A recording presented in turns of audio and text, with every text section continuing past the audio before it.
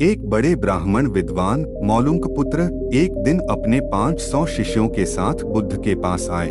उसके मन में बहुत सारे प्रश्न थे और उसे उनके उत्तर चाहिए थे। बुद्ध ने एक शर्त रखी, 1 वर्ष तक मौन रहकर तब ही वह उत्तर देंगे। मौलुंक पुत्र के मन में संदेह था, 1 साल तक मौन रहना कठिन हो सकता था और क्या पता उत्तर सही हो या नहीं। उसका एक दूसरा शिष्य सारिपुत्र हंसते हुए बोला, तुम्हें इनकी बातों पर ध्यान नहीं देना चाहिए, ये धोखेबाज हैं। मैं भी इनके पास प्रश्न लेकर आया था, इन्होंने मुझे कहा था 1 साल मौन रहो और ध्यान करो, उसके बाद मेरे मन से सवाल चला गया और इन्होंने मुझे कभी उत्तर नहीं दिया। बुद्ध ने समझाया, मैं अपने वचन पर खड़ा रहूंगा, अगर तुम पूछोगे तो मैं उत्तर दूंगा, अगर तुम पूछते ही नहीं हो तो मैं क्या कर सकता हूँ। 1 वर्ष बीता, मौलुंक पुत्र ने ध्यान में पूरी तरह से खो दिया।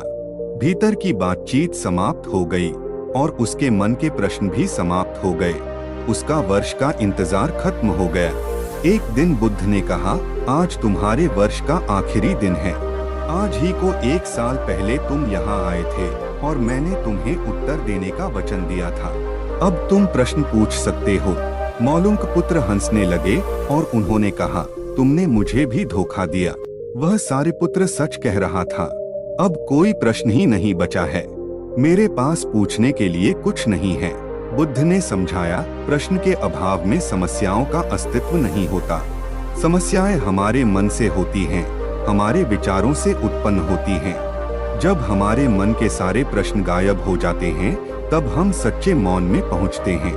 इसका मतलब है कि मन की अवस्था तब होती है जब प्रश्न नहीं रहते और उत्तर समाप्त होते हैं।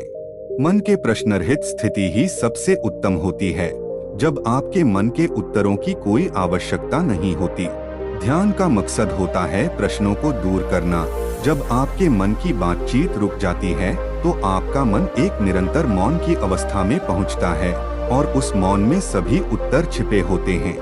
यदि आपके मन के प्रश्न गायब हो जाते हैं तो समस्याओं का कोई आवश्यकता नहीं होती, सभी बातें स्पष्ट हो जाती हैं और कोई समस्या बची नहीं रहती। इसके माध्यम से हम सीखते हैं कि जीवन में सुख और समृद्धि के लिए हमें अपने मन की शांति और मौन का महत्व समझना चाहिए, क्योंकि वही सच्चे ज्ञान का मार्ग है।